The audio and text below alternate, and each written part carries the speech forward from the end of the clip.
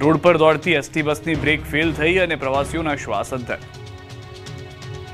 પ્રવાસીઓથી ભરેલી અને રોડ પરથી દોડતી એસટી બસની બ્રેક થઈ ગઈ ફેલ અને તમામ પ્રવાસીઓને જીવ તાળવે ચોંટ્યા। જોકે બસ ચાલકની સમય સૂચકતાથી મોટી જાનહાનિ ટળી। આ દ્રશ્યો છે ડાંગના સાપુતારા માલેગાંવ નેશનલ હાઈવે પરના, જ્યાં નાસિકથી કડી અમદાવાદ જતી બસની બ્રેક ફેલ થઈ ગઈ।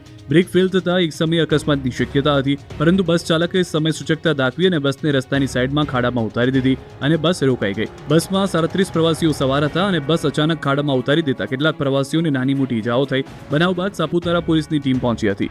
બેફામ બીઆરટીએસ અને ટોળાની તોડફોડ। અમદાવાદમાં બીઆરટીએસ બસમાં તોડફોડનો બનાવ બન્યો। શાસ્ત્રીનગર પાસે બીઆરટીએસ બસ ચાલકે એક રાહદારીને અડફેટે લેતા લોકોમાં રોષ ભભૂકી ઉઠ્યો અને ટોળા બસના કાચ તોડતા નજરે પડ્યા। બસમાં તોડફોડનો બનાવ બનતા પોલીસે ઘટના સ્થળે પહોંચી કાર્યવાહી શરૂ કરી। તો વડોદરાના અકોટા દાંડિયા બજાર બ્રિજ પર અકસ્માતનો બનાવ, જે જન્મદિવસે યુવકને ભરખી ગયો। કાળ શહેરમાં કરેલી રોશની જોવા નીકળ્યો હતો યુવક। ટ્રકની ટક્કર વાગતા એક્ટિવા સવાર યુવકનું ઘટના સ્થળે જ મોત થયું। અકસ્માતમાં 18 વર્ષના ધીર પટેલનું મોત।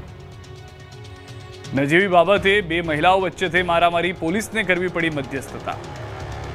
ભર બજારમાં બે મહિલાઓ વચ્ચે ઝપાઝપી। બે મહિલાઓ વચ્ચે હાથાપાઈ વચ્ચે પોલીસ દરમિયાનગીરી કરતી નજરે પડી। આ દ્રશ્યો છે વડોદરાના, જ્યાં બજારે બે મહિલા વચ્ચે ઝપાઝપી થઈ હતી।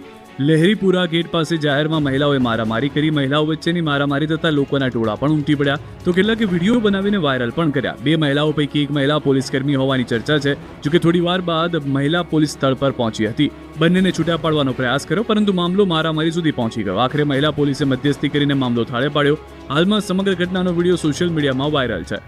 આ તરફ રાજકોટ આતશબાજી કાર્યક્રમમાં ધક્કાનો વિડીયો વાયરલ થયો। આતશબાજી કાર્યક્રમના વીઆઈપી ગેટમાં એન્ટ્રી લેવા માટે લોકોએ ભારે ધક્કા મુક્કી કરી।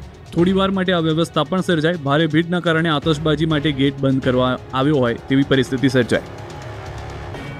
સુરતના વેસુના નબીરાઓની દારૂ મહેફિલ મામલે મોટો ખુલાસો, પોલીસે ઉદ્યોગપતિના પુત્રને બોલાવ્યો।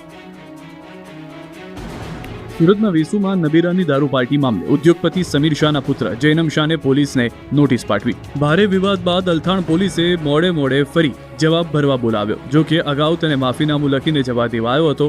જૈનમ શાહે પીએસઆઈ સાથે ઝપાઝપીને હુમલાનો પ્રયાસ કર્યો હતો। અગાઉ સુરત પોલીસે હાઈ પ્રોફાઇલ દારૂની મહેફિલ પર દરોડા પાડ્યા। અલથાણ પોલીસ સ્ટેશનના હદ વિસ્તારમાં મોટી દારૂ પાર્ટી ઝડપાઈ। શહેરના જાણીતા ઉદ્યોગપતિ સમીર શાહના જન્મદિવસની પાર્ટીમાં દારૂ પીરસાતો હતો, જેમાં વેસુની KS અંતરવાન રેસ્ટોરન્ટમાં પાર્ટી હતી। હોટલમાં દારૂની મહેફિલ ચાલુ હતી ત્યારે જ પોલીસ ત્રાટકતા લોકોના હોશ ઉડી ગયા। આ પાર્ટીમાં મોટા બિઝનેસમેન અને બિઝનેસ સાથે સંકળાયેલા ઘણા નામાંકિત લોકો હાજર હોવાથી પોલીસ પણ સ્તબ્ધ થઈ। જ્યારે પોલીસ દારૂની